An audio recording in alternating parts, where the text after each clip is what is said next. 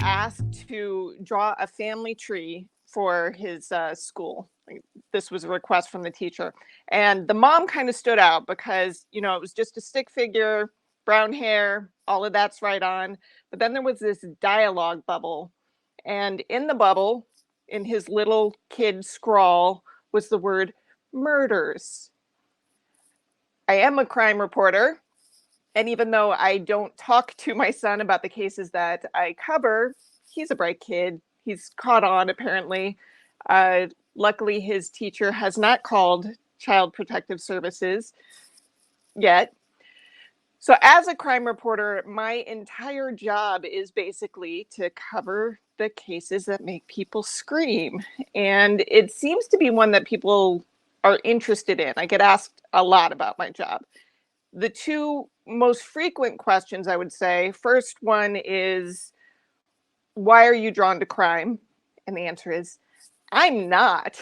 I actually am repulsed by crime. It just so happens that I'm kind of good at covering crime. I think it's because I'm empathetic and we all want to do something with our lives that we're good at, right? So, and then the second question I'm asked, especially lately, is why is true crime so popular all of a sudden? This one makes me want to scream because there is nothing sudden about people's interest in true crime. One of my projects is a podcast called Crimes of the Centuries, in which I take a look at old cases that were huge news when they happened, but have largely been forgotten. And that means that I spend a lot of time in newspaper archives. So I'm digging through these archives, and let me tell you, crime has always been crazy popular. I've got some examples. In 1799, a woman named Elma Sands was found dead at the bottom of a well in New York. Her boyfriend, Levi Weeks, was charged and tried in her case. Levi's brother had some money, so he was able to hire some fancy defense lawyers.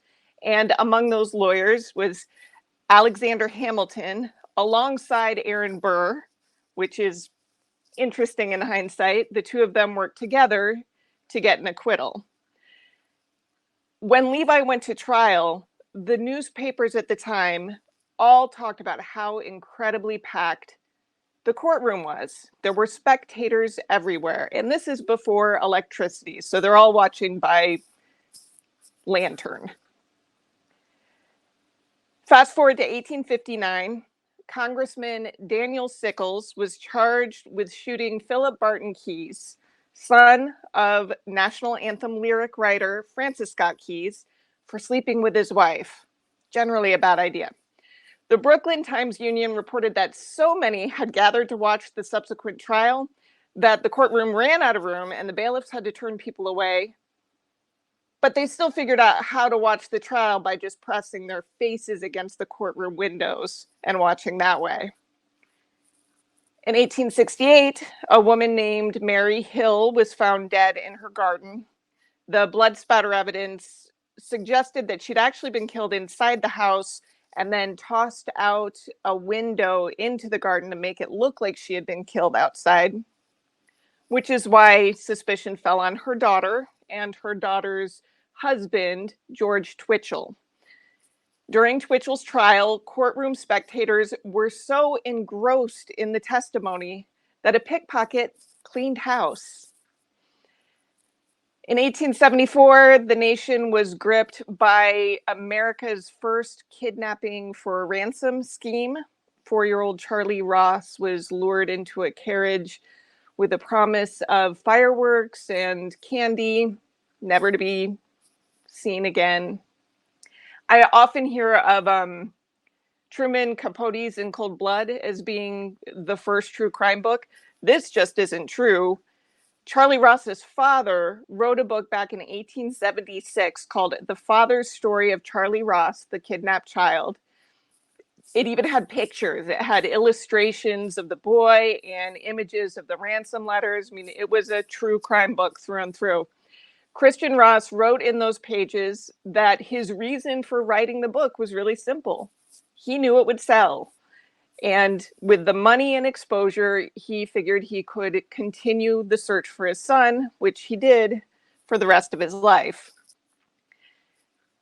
Now, I also get asked about women and true crime because they're the biggest audience.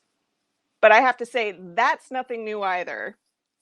I found a newspaper brief in April 1859 that said, a New York paper says that thousands of women are crazy to read the full account of the Sickles trial. And then the brief suggests that someone enterprising find the victim's handkerchief and sell off the threads at fabulous prices to prurient females. And then this is an anecdote I found very recently. It might be my favorite one. In 1897, there were some teenagers swimming in New York's East River. They discovered the arms and torso of an unidentified man, and this set off a news war between William Randolph Hearst, the New York Journal, and Joseph Pulitzer's New York World. The reporters were so rabid that they ended up being instrumental in figuring out the identity of this headless guy, which is pretty impressive. This was a good decade before fingerprints were commonplace in the US. It turned out that the body belonged to a Dutch immigrant named Willie Goldensup, who was killed by his lover, Augusta Knack, and her lover, Martin Thorne. And that trial proved so popular that the courthouse assigned tickets for spectators. And when those tickets ran out, people counterfeited them just to get into the room. So 125 years later, it is absolutely true that true crime is still very popular. All you have to do is turn on Netflix, and I think you'll get your confirmation. One of my podcasts is called Accused, and that one has had about 50 million downloads in 3 seasons. And then the one I mentioned, Crimes of the Centuries, we just started in October and we already have 2 million. Meanwhile, there's about 1.5 million true crime books sold every single year. All of this is to say to my son's first grade teacher, yes, his family tree drawing was accurate.